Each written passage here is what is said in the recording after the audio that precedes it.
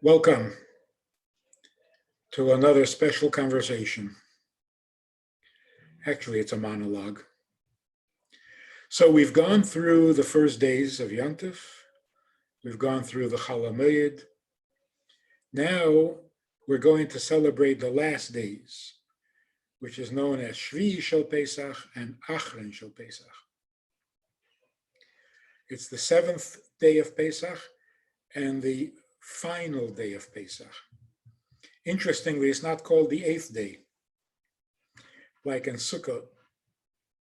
It's the seventh day and then the final day, because final is a reference to Mashiach.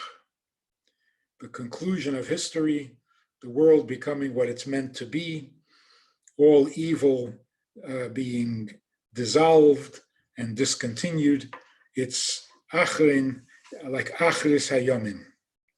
Like the end of days, this is the end day of Pesach. So let's look at each of them for a minute.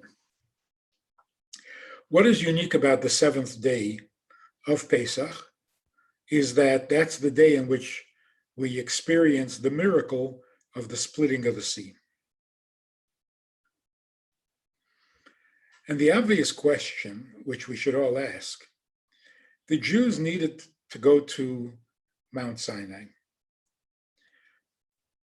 Wasn't there some other way they could go to avoid the problem with the sea? As people are now saying, it's the Gulf of Aqaba. Wasn't there another way for them to get through or past or over the water without the water splitting and becoming dry land? Why this particular miracle? Of course, you can ask that about every miracle. Why manna from heaven? Isn't there some other way God could feed the people? So every miracle has its meaning and its reason. The miracle of the splitting of the sea was necessary. It was a preparation for the receiving of the Torah. And what it symbolizes, or what it suggests, is that the sea, where all the creatures of the ocean, the fishes, are submerged within the water, you don't see them. All you see is the water. You have to go into their world. You have to enter the water in order to see the creatures of the ocean, of the sea. Which means that the creatures of the sea are always attached, dependent, loyal to the source of their lives, because they live from the water. Creatures of the land are not always that loyal to their source, which is the earth. We sometimes take a boat and go down to sea. We sometimes take a plane and fly through the air. We leave terra firma. So this represents a difference between creatures with free choice, who can sometimes stray from their source, from their purpose, versus the creatures of the sea, who are always loyal to their place of life, their source of life. They stay in their source. And that is the difference between the perfect tzaddik and the average person. The perfect tzaddik is so connected to his source, so connected to godliness, he never strays. Not in action, not in speech, and not in thought.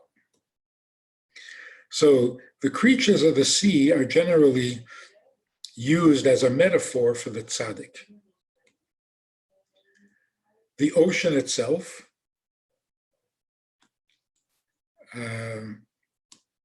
represents the hidden side of creation. There's the revealed part of creation, the part we know, we're familiar with, and then there are the mysteries and the secrets of creation. There's the part of Torah that we know, we're familiar with, we can all read it, and then there are the parts of Torah that are mysterious, the inner secret parts of Torah. There are parts of the soul that we are familiar with. And then there are parts of the soul that we don't get to see. Experiencing the splitting of the sea literally meant that everyone experienced the revelation of things hidden. When the sea turns into dry land, the mysteries of the sea become as apparent and as vivid as dry land. Which means that all the people experienced a level of holiness that only the greatest tzaddik could otherwise experience. So that even the simplest person who experienced that miracle saw godliness in a way that even the greatest of prophets did not see. So it was an introduction to godliness that prepared the people for the receiving of the Torah. God had to become real before God can tell us what he needs. Because if he just came and gave us the Torah, we would be wondering, who is this? Who is this God who is giving us all this information and all these details and mitzvahs?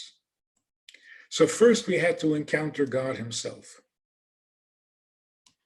And that's why it says that at the splitting of the sea, Vayaminu b'Hashem u'v'Moshe avdei, they gained a real and graphic belief in God and in Moshe that made them able to relate to God when God spoke to them at Mount Sinai.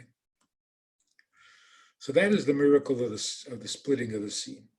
Now, every year on the seventh day of Pesach, we are invited to experience that same revelation, that same inspiration, as if we were there. And that's what celebrating a holiday is really all about. It's reliving. It's an opportunity to re-experience those same feelings, those same insights, and that same inspiration and wonder. So on the seventh day of Pesach, beginning tonight, the gates of heaven are open. The waters are divided. The secrets are revealed. And if we ask, and if we want, we can tap into that and come away inspired, enlightened, wiser, refined, closer to godliness. And it's a gift from heaven.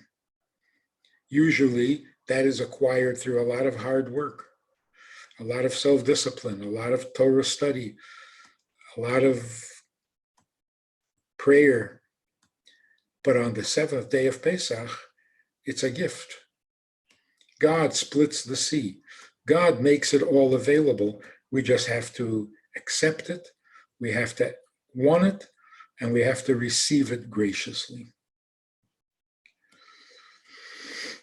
So tonight, when we invite the Yom Tov in, when you light the candles, when you daven, and when you have the meal, the Yom Tov meal, ask God to allow you to feel what the people felt at the splitting of the sea. That's the seventh day of Pesach. The eighth day of Pesach is really, really special because it's not related so much to what happened in the past. It is more of a focus on what's happening in the future. the coming of Mashiach. The previous Rebbe's father, 3 generations ago, who started the first Chabad yeshiva, where Hasidus was studied alongside with the Gemara, he revealed to his students that on the 8th day of Pesach, we should celebrate the anticipation of Mashiach by actually making a special meal, Sudas Mashiach. And this was for the students of the yeshiva, that they should drink 4 cups of wine, have a little matzah, and that is celebrating the coming of Mashiach. In other words, we anticipate it so realistically that we're already having a meal for that occasion. So very practically, on the night of the conclusion of Yom Tov, you sit down, you have a cup of wine, you make a bracha on it, you drink it, you sing a Hasidic song, you study a Hasidic text, you repeat a Hasidic story, then you have your second cup, you say l'chaim, you don't make another bracha, you say l'chaim, you drink the second cup, and then you sing a song or study something, you make a break between the cups, and you do this 4 times. And this is a physical expression of the anticipation, not the belief in Mashiach, but the anticipation of Mashiach. Let's talk a minute about Mashiach. What we know about Mashiach, without any doubts or uncertainties, is what Rambam tells us in the laws of Mashiach. Very interestingly, the Rambam begins the section on Mashiach by saying, when a Jewish leader, a Jewish teacher, a leader comes along who is like David, his grandfather, his great-grandfather, and accomplishes certain things, we can assume that he is Mashiach. If he succeeds in those things, then he is Mashiach. Which is a strange way of introducing a law. These are the laws of Mashiach. This is a halacha book. The Rambam is telling us what we're obligated to do.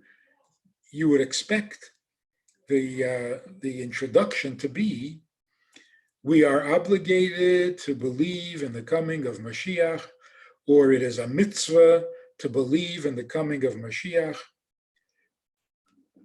Something that sounds like a law,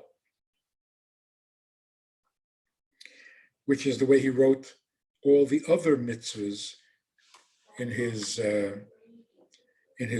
work on halacha.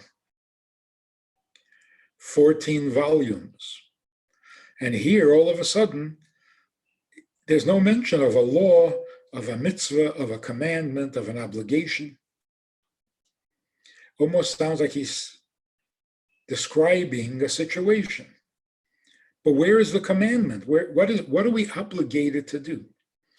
So it turns that there really is no mitzvah to believe in the coming of Mashiach.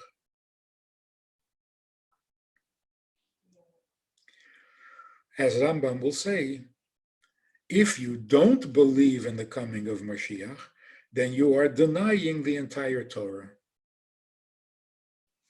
Because everywhere in Torah, the coming of Mashiach is mentioned. Certainly in the prophets, but even in the 5 books of Moses, even in the Chumash, there is mention of the coming of Mashiach. So if you don't believe in Mashiach, then you're saying that the Torah is not true. So what do we have from that? There is no mitzvah to believe in Mashiach. But if you don't believe in Mashiach, you have no mitzvahs at all. Because you don't believe in the entire Torah. So why do we believe in Mashiach? Because we believe in Torah. And if Torah says that it's going to happen, then it has to happen.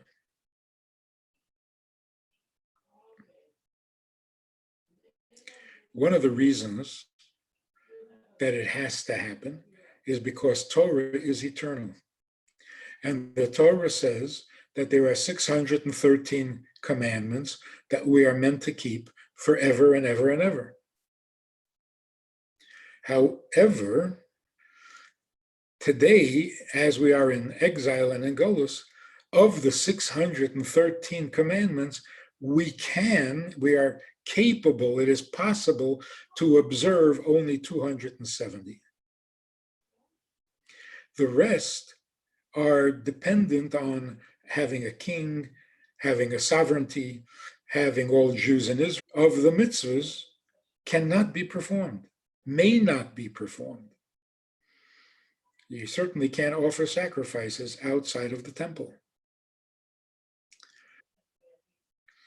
The Rambam says, even though that's not true, but the Rambam furthers the argument and says there is actually a mitzvah in the Torah that we never fulfilled. And that cannot be, it can't remain unfulfilled. And that's reason enough to know for sure that Mashiach must come. What is that mitzvah? It's the mitzvah of setting aside cities of refuge. The Torah says that when your borders will be expanded, you will create more cities of refuge. And that has never yet happened. And since nothing in the Torah can be in vain, that mitzvah too must be fulfilled. And in order for it to be fulfilled, Mashiach must come. If you take it in a larger picture, the reason we believe in Mashiach is because we believe in Torah. And if you don't believe in Mashiach, then you're denying the entire Torah. Technically, you're denying the entire Torah because there's a mitzvah that needs to be performed, or all the mitzvahs that we're not performing today need to come back.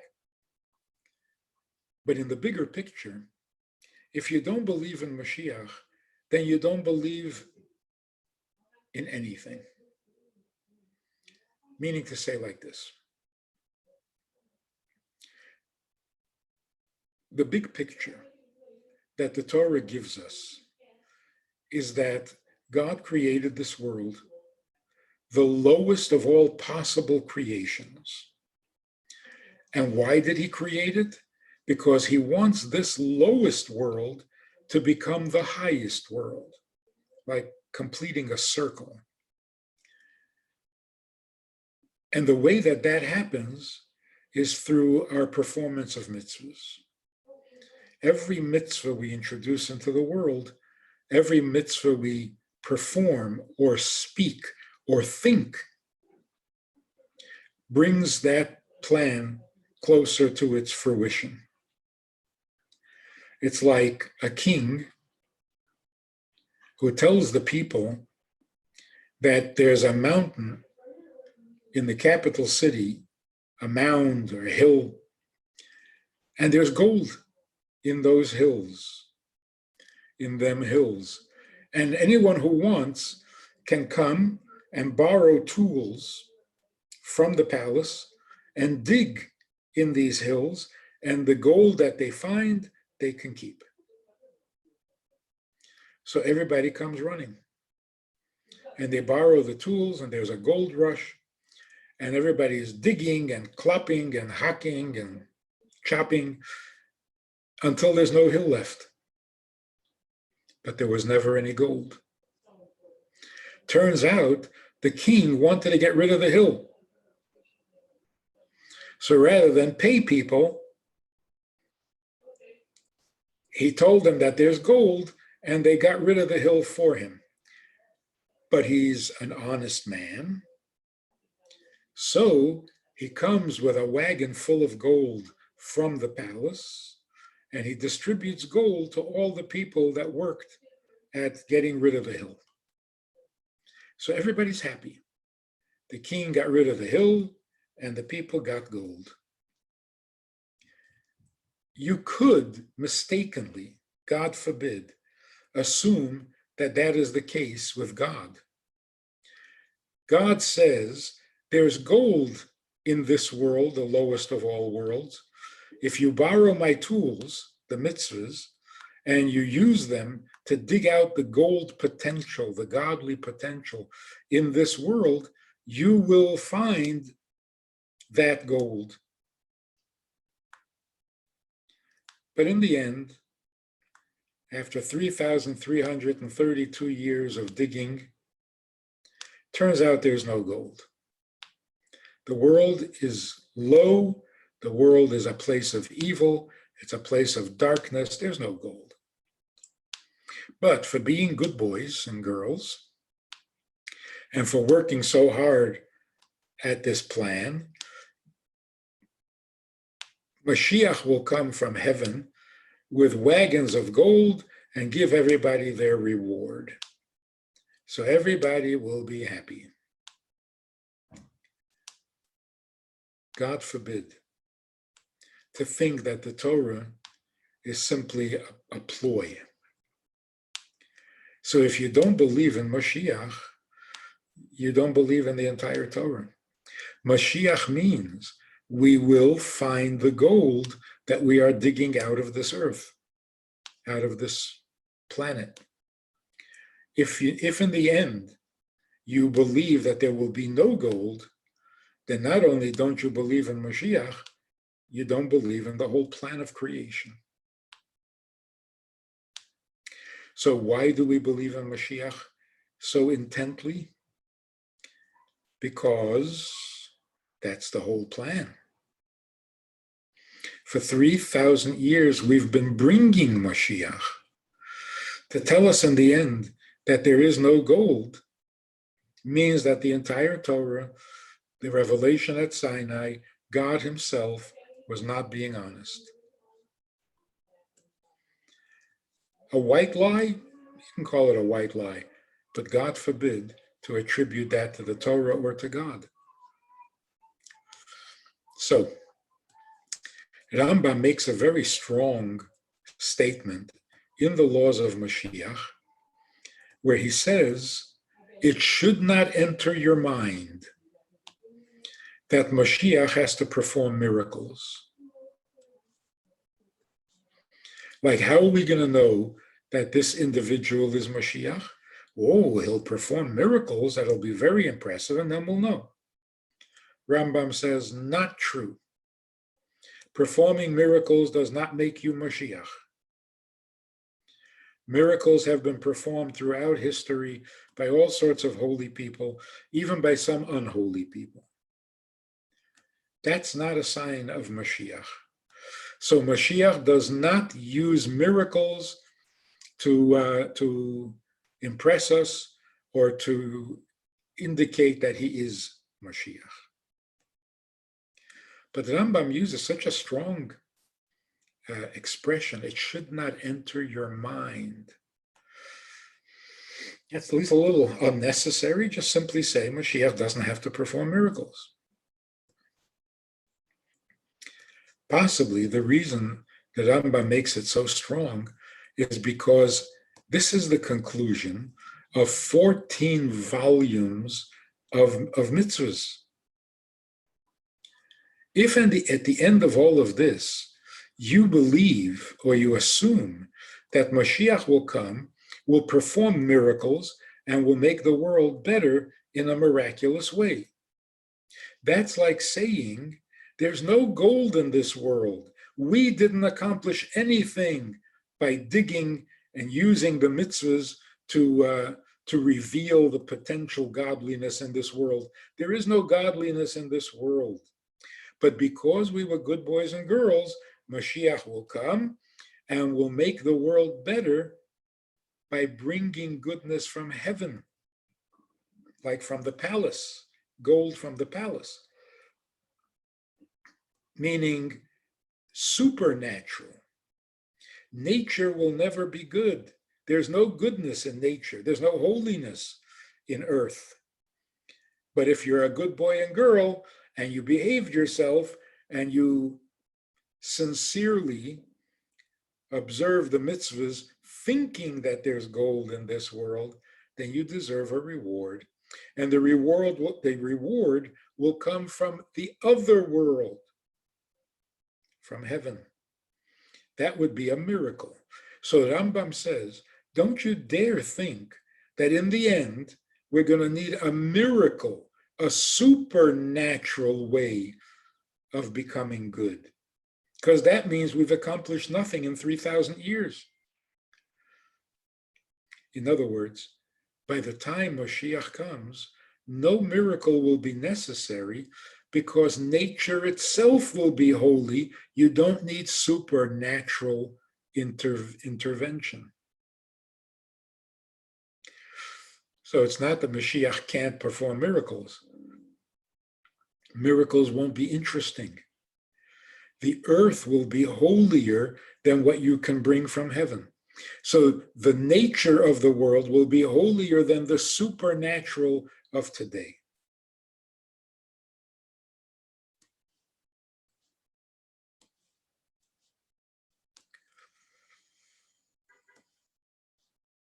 In preparation for that, we have Hasidus. The first Lubavitcher Rebbe, the Alter Rebbe, stated when he became Rebbe, he said, performing miracles is not my thing. The Baal Shem Tov performed miracles all the time. His disciple, third generation, the Alter Rebbe, started Chabad. He said, miracles? No. We have to bring godliness out of nature. The truth has to spring from the earth, not from heaven. Heaven gave us what we need, gave us the Torah, gave us the prophets, gave us the inspiration. But now our job at the end of history is to find the godliness or reveal the godliness that is in the earth, not bring godliness from heaven.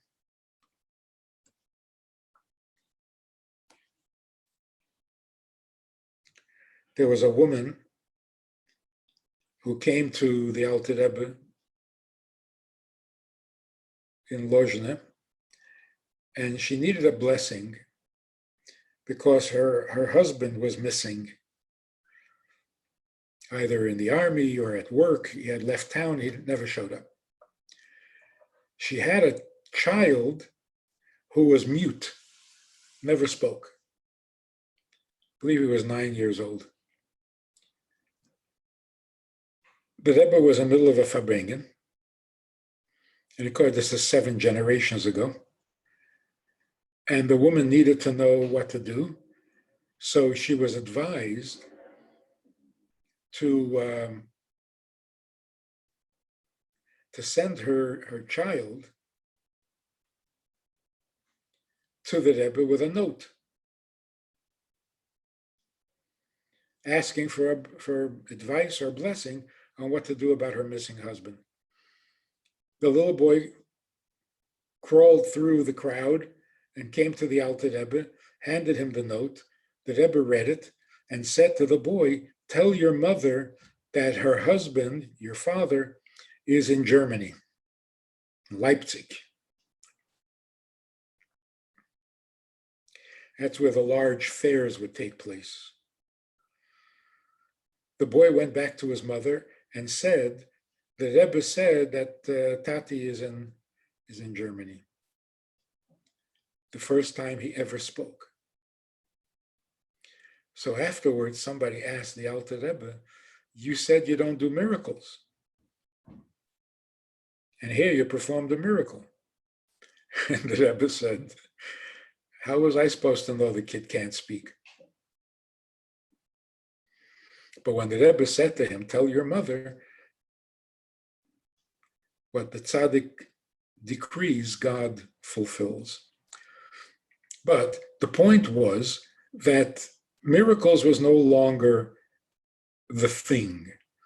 When somebody needs help and you can do it through a miracle, fine. But the miracle was not the way of inspiring people. It wasn't the way of bringing godliness to the earth. It was time to bring godliness from the earth. So that is the preparation for Mashiach. What are the three conditions that Mashiach has to bring about? The three conditions that are necessary for us to be able to fulfill all the mitzvahs of the Torah. What are those three conditions? Well, first of all, Jews have to be inspired to be Jewish. Secondly, there has to be peace in the world. As long as there are wars, as long as there's anti-Semitism, we can't function normally. It's disruptive.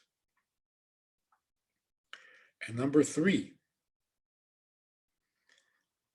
the earth has to provide so much wealth, the earth meaning creation, the universe. The universe has to provide so much wealth that it shouldn't be necessary to work all day. Because if you have to work all day, you don't have time to fulfill all the mitzvahs. Those are the three conditions. So I asked a rabbi, very pious, very knowledgeable, very studious, you believe in the coming of Mashiach? He says, of course. I said, can you imagine all Jews being excited about Judaism? He says, no. I said, can you imagine the world being at peace, no more anti-Semitism? He says, not in my lifetime. I said, can you imagine people being so wealthy that there's no need to work? Cannot imagine. Well, in that case, your belief in Mashiach is very shallow. To anticipate Mashiach, as Rambam says, meaning it's not enough to believe that he will someday come. You actually have to anticipate. You have to expect him to come today. And if he doesn't come today, you should be disappointed. It should hurt. He could have come today. Why didn't he? So every day that goes by, your anticipation gets stronger. The yearning gets stronger. And the objection to his not coming gets stronger. Another day and he didn't come? After all we've done, 3,332 years of mitzvahs.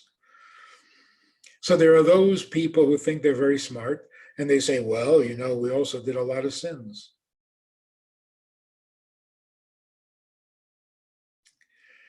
Sins get erased constantly. Sins are erased when a person regrets them. Sins are erased when the person who committed the sin passes away. Death itself erases your sin. That's the primary purpose of death, so that the unholiness that you've accumulated falls away. It dies. Then you're forgiven when you go through the experiences in heaven. The soul's painful adjustments, that erases sin. So all the sins of history are pretty much erased. The mitzvahs of history are real and permanent. So after all the mitzvahs and all the tshuva, which erases the sins, Mashiach is still not here.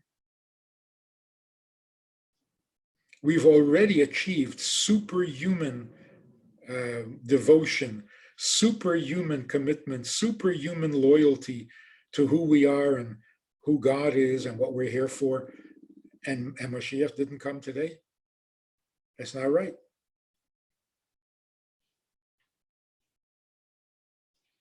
So, somebody asked the Rebbe, why did the Rebbe introduce this unprecedented, unheard of demand that we want Mashiach now? Now, traditionally, people would say, soon, Mashiach should come soon, in my lifetime. I want to live to see Mashiach. But now, that expression was never used before. In other words, they were saying, what is the urgency of now? If someone would tell me that Mashiach is coming in a week, that would be good news. That would be fine. Even 3 weeks, even 3 months gives me time to get my act together. So the Rebbe said, if Mashiach comes a minute from now, that means that 7 billion people or more will be in Golus for another minute. That's 7 billion minutes of human suffering. That's a lot of time, a lot of suffering.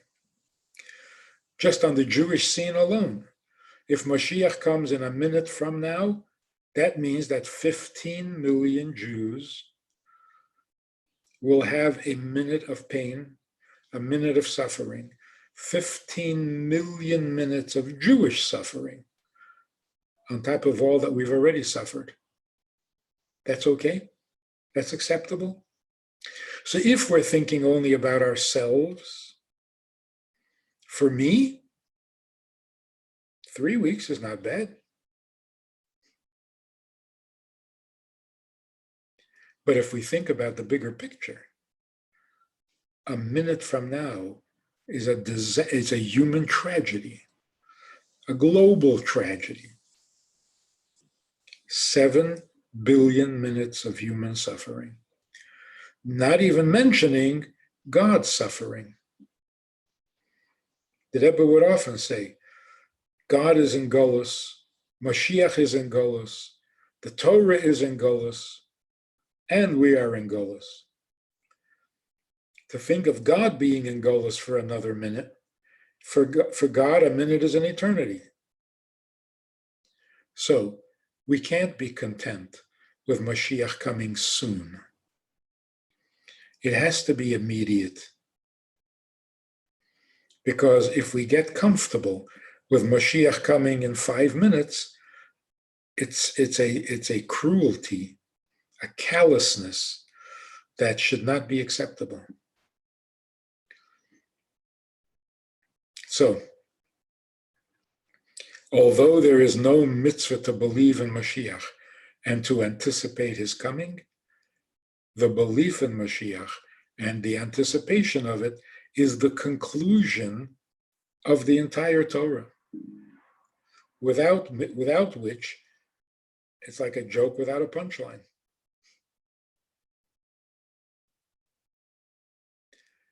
So Mashiach is the fulfillment of all of Torah, not just one particular mitzvah. And that's why Rambam says, in the days of Mashiach, nature will not change. Because if nature has become elevated and perfected and refined and has become more godly than heaven, why do you want it to change? Why do you need it to change? So what will happen when Mashiach comes? 3 things. Jews will be excited to be Jews. Is that a miracle? Not really. The miracle is that there are some Jews who are not excited about being Jewish. That is so unnatural. Maybe not supernatural, but unnatural. That there will be peace, that all human beings will be good and want to serve God. Would that be a miracle? Not really. Someplace deep down inside, everybody wants to be good. Everybody wants peace. Unfortunately, there are people who think that they can bring peace by one more war. Kill just a few more people and there will be peace. And that, of course, never happens. But do they want peace? Yes, they want peace. So it would not be a miracle. And third, that the earth is so rich that we don't have to work. That's how it was before Adam and Eve ate from the tree of knowledge. There was no need to work. Everything you needed grew on a tree. Nature provided everything. So without miracles, without canceling nature, without introducing supernatural stuff, the world can be holier and more heavenly than heaven. Those are the three things we need to anticipate and do something about it. So people are talking about a 4-day work week. Can you make a living in 4 days? Yeah. Can you imagine making a living in 1 day? 1 day a week, you go to work, you make enough to live on. Not possible? Not only is it possible, it's practical and necessary to spend your entire day on what enables you to live rather than being involved with life. That sounds a little unnatural.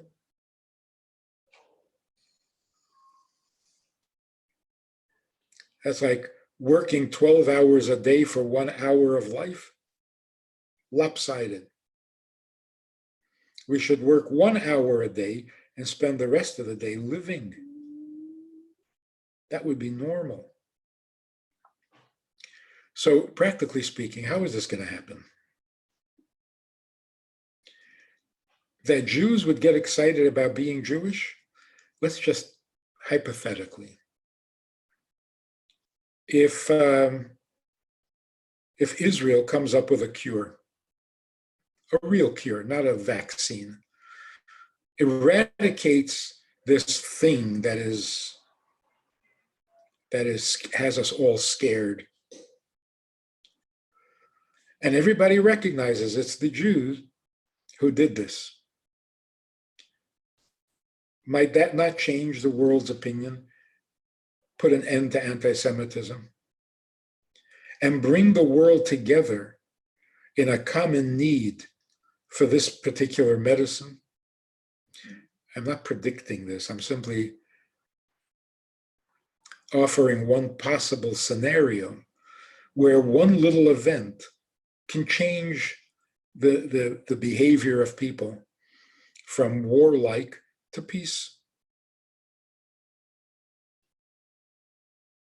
If the entire world says, the Jews are the chosen people, look at this, we need them to cure us and to help us and to save us, they are really the light to the nations, would all Jews not get excited about being Jewish?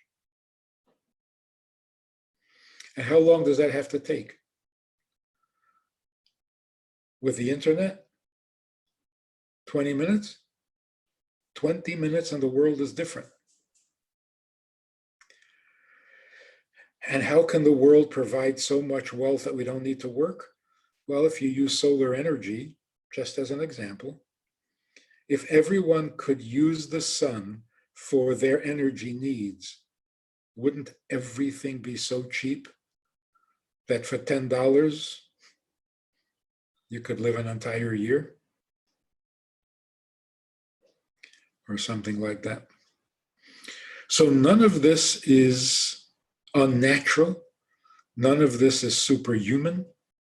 In fact, every day that goes by and it doesn't happen is a mystery. One final thought. There are people who have a hard time with the intangible. There's the thought and there's the opinion that if you find a cure to any disease, but you can't explain how it works, then you're not allowed to do it because it's idolatry. It's kishuf, it's magic, it's forbidden. Which is very sad. If we look at the universe, there is tangible and there's the intangible, the material and the immaterial. There's the physical and the spiritual. The metaphysical. Which is natural and which is unnatural. The argument that anything spiritual that you cannot explain, anything mysterious that you cannot see and you can't rationalize is unnatural and therefore idolatrous or magic. That's a sad mistake. There is nothing unnatural about the spiritual. Just a very simple example. Emotions are not tangible. They're not visible. They are matters of the spirit. So it's spiritual. There are things that are more spiritual than the familiar emotions. But that doesn't make them unnatural. They're part of creation. Being able to read another person's mind is not supernatural. It's the nature of thought. Thought is a vibration, thought is a reality, and there are people who can tap into it. Someday we'll have a machine that can tap into it and read your thoughts. It's all part of nature. But in the creation of the world, in nature, God created that which is visible and tangible, the physical, and then also the metaphysical. So brain waves are physical or spiritual. Either way, they're natural. Being able to predict the future is natural. People have premonitions. That's not otherworldly. It's part of nature. Maybe not the most common, but certainly has always been. It's normal, ordinary human beings who have these premonitions. The sixth sense, the paranormal, it's all part of nature. God created heaven and earth. Heaven is a creation. The ruach, that is the human spirit, is the root of the word ruchni or ruchnius, the spiritual. The spirit of life is life. You can't see it, doesn't make it unnatural or supernatural. Nature consists of the visible and the non, the tangible and the non. So when we talk about Mashiach not performing miracles, we're talking about real miracles, supernatural events, not the spiritual part of creation, which is available today. So things like energy healing, it's not otherworldly. Energy is what the world is made up of. When it coagulates, it becomes mass. When mass dissolves, it goes back to being energy. That's the physical universe. So the Torah tells us not only on how to elevate the physical, the tangible, it also tells us how to harness the spiritual for purposes of godliness. which means God created the physical and the spiritual for godly purposes. So both heaven and earth need to be elevated to godliness. They both have to be harnessed to serve God's purpose, God's intention, God's will, so that we're elevating the entire universe to godliness. So we have to think of three realities: the physical, tangible, the spiritual, intangible, and the godly. Now we've got a clear picture of what we're all about. So even spiritual things, matters of the spirit, can be evil, can be non-kosher, and they have to be harnessed to godly purpose. So that's how the world is going to reach its perfection. Not only when we do what God says, but anticipate Mashiach, be inspired by the idea. That's the spiritual part. So we have to believe, we have to anticipate, we have to yearn for Mashiach, and we have to get upset when he doesn't come. That's the spiritual side. The physical side is you do another mitzvah. You give another coin to tzedakah. You light another Yom Tov or Shabbos candle. You avoid a non-kosher food. You stop doing some activity that is forbidden on Shabbos, even though you're not keeping the entire Shabbos. Every step, every act, every intention brings godliness out of the earth, because it was all created for godly purpose. So anticipate the coming of Mashiach today, because tomorrow is Yom Tov. We don't travel on Yom Tov. It's the time, it's the season. The 8th day of Pesach should no longer be anticipation of Mashiach, but the celebration of Mashiach's arrival. And the world should become what it is meant to be and needs to be and must eventually be. Why not today? Why not? We have an internet. All good news can be shared instantaneously. So let Mashiach come. Let everybody wake up to their own reality. No miracles necessary. And let the world become God's personal, private dwelling place, where he can experience the pleasure of being united with his people, and we will experience the pleasure of being united with him, and the world will be at peace. Thank you for listening. Thank you for participating.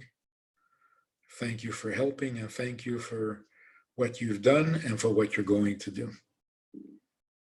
Have a wonderful Yom Tov.